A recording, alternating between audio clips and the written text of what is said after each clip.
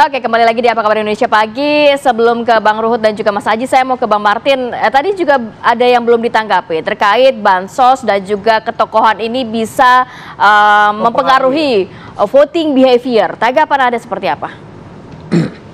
Jadi terkait bansos begini, kalau menurut saya ya, itu ada penelitian yang dilakukan oleh Litbang Kompas. Nah, cuman kadang-kadang memang orang membaca sepotong tuh. Nah, kalau kita baca di dalam kesimpulan itu jelas bahwa yang menjadi faktor dominan perpindahan suara Ganjar ke Prabowo Gibran itu bukan karena bansos, tapi karena hal-hal yang lain. Kalau nggak salah tuh skalanya cuma 24% deh hasilnya. Dan dari 24% itu memang ada sekitar 50% lebih yang dinilai memilih Prabowo Gibran karena bansos. Jadi bukan bansos yang menjadi faktor dominan. Dan bansos ini kan legal. Ada undang-undangnya, ada aturan pelaksananya, dibagikan secara simbolis. Nah, makanya tadi di awal saya bilang, Pak Jokowi ini bukan baru kemarin turun ke lapangan, bahkan sering masuk ke gorong-gorong di DKI Jakarta. Jadi ya ini menurut saya lumrah. Nah, mengenai ketokohan, ini menurut saya justru yang paling bagus. Kenapa? Ada perubahan sikap. Mbak Ratih dan saya ini dulu 2014 sampai 2019 selalu pilih Pak Jokowi. Benci setengah mati sama Pak Prabowo karena ngeliat gayanya begitu. Tapi di tahun 2020 ketika beliau mulai jadi menteri dan merubah citranya, lalu memiliki gagasan untuk meneruskan program Pak Jokowi, kita jadi luluh juga tuh. Makanya kita turun ke lapangan.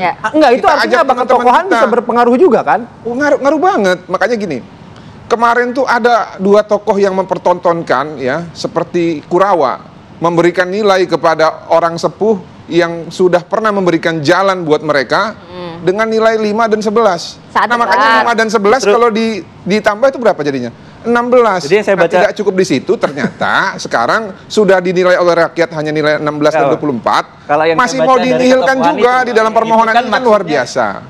Kalau yang dimaksud dengan ketokohan itu kan sebenarnya yang dimaksudkan adalah ketokohannya Pak Presiden ini kan. Siapa yang lebih tokoh daripada Pak Presiden? Kan nggak ada. Yang paling tokoh itu Pak Presiden. Itu kenapa undang-undang kita kan melarang tuh Presiden untuk berpihak. Presiden lah saya bilang. Nah, kalau Jokowi lain lagi mungkin. Tetapi ketokohan Pak Jokowi pun juga tidak bisa kita lalu lepaskan begitu saja dalam konteks politik kan. Bahwa Pak Jokowi dan Presiden itu menjadi satu kesatuan yang dia tidak bisa dilepaskan, dipisahkan sama sekali begitu. Nah, itu yang menjadi poin sebenarnya Bang, bahwa ketokohannya Jokowi sebagai Presiden berpengaruh signifikan terhadap pasangan calon yang didukung oleh Pak Presiden kita itu gitu loh. Sehingga patut kemudian, ya bukan patut lagi, memang kita tuduhkan kok, kita dalilkan di dalam permohonan Pak Presiden ini nggak netral dengan indikator-indikator bansos itu hanya salah satu gitu loh. Yang lain banyak. Kalau tadi Bang Todung bilang soal ada pengerahan aparat kepolisian, lalu Bawaslu sendiri datanya fix kok soal intimidasi penyelenggara pemilu. Bukan kita yang bilang, tapi Bawaslu. Dan itu besok diminta oleh MK untuk membuktikan Bawaslunya. Hari ini kalau nggak salah ya? Hari ini. Besok hari yang terkait. Iya. Nah, ini kan menjadi satu pengharapan bagi kita publik warga negara Indonesia. Jadi yang kita soal juga bukan 90 jutanya lalu dihilangkan begitu saja kan, enggak sebetulnya. Tetapi kita ingin kemudian memastikan bahwa angka yang menjadi hasil dari pemilu itu adalah angka yang lahir dari proses yang jujur dan adil sebagaimana perintah konstitusi itu. Baik. Siapa Bang Martin tadi terakhir menanggapi apa yang disampaikan Mas Aji tadi? Jadi soal ketokohan sebenarnya apa yang disampaikan Bang Martin sejalan dengan apa yang disampaikan Bang Todung begitu ya Mas Aji? Iya, karena jadi saya melihat kontrario, ketokohan tuh ketokohan tokoh yang ikut kontestasi, bukan tokoh yang nggak ikut kontestasi.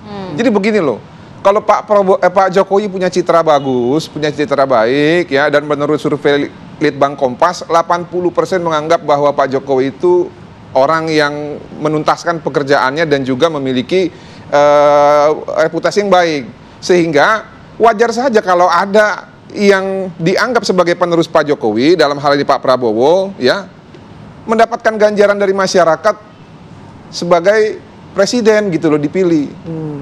Wajar aja. Tapi secara saintifik kemarin ahli kita bisa membuktikan loh Bang, bahwa bansos itu memberikan sumbangsih 26 juta suara kepada suaranya paslon 02 tuh. Ya, itu saintifik loh.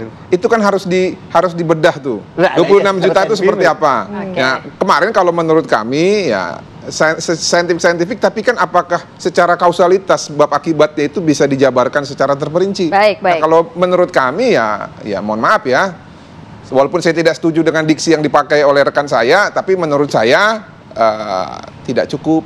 Oke. Untuk membuktikan setidaknya 9% saja. Pastinya gitu. proses ini masih berjalan juga di MK saat ini, juga hari ini rencananya diagendakan nantinya akan ada saksi dan juga ahli dari KPU dan juga Bawaslu. Seperti apa nanti prosesnya kita cermati bersama-sama, tapi terima kasih banyak.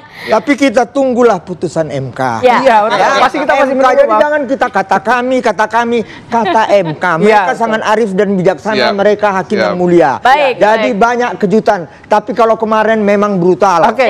Tapi bagaimanapun kita masih harus menunggu keputusan MK nanti habis lebaran ya Bang. Kita ke depan libur lebaran dulu Bang. Terima kasih Bang Martin, Bang Ruhut, Mas Haji, sehat selalu. Assalamualaikum.